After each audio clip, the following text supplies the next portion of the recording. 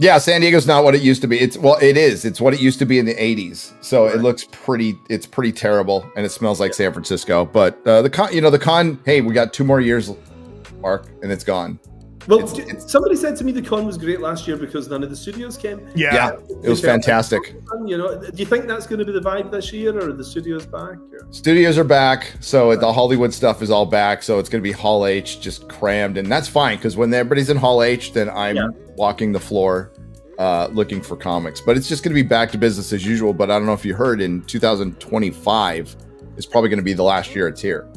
So the hotels give deals to Comic Cons, right? So they book.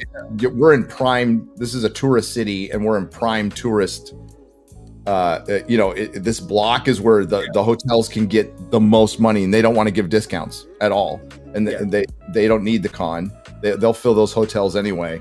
So yeah, they're probably going to move to Vegas. I don't know where else they go, to be honest with you, but maybe they'll tour around the United States. But it'll never be the same because as you know, they closed down the entire downtown, around the gas lamp, and there's as much stuff outside as there inside. But the hotels are gonna boot them. Do you know what? It's funny, I've been reading a lot of stuff about the history of comics recently over the last few months, and I was reading about the 1970, 1971 comic conventions, those very earliest fandom days.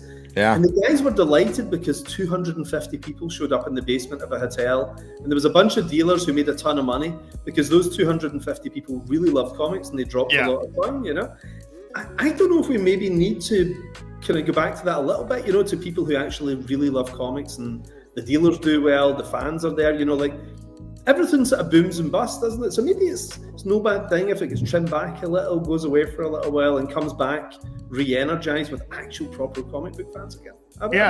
If it's people that genuinely love comics, there'll be no DC, no Marvel. It'd be great, yeah. Do you know what's funny though? I mean, another thing reading a lot about the past is I really think where we are right now is 1976. It's a bit like that, where there's been a lot of kind of, not great stuff for a while. It's not like the 60s where you'd Stan and Jack and all the amazing Silver Age DCs and everything. There's some good stuff out there, but it's kind of few and far between and everything.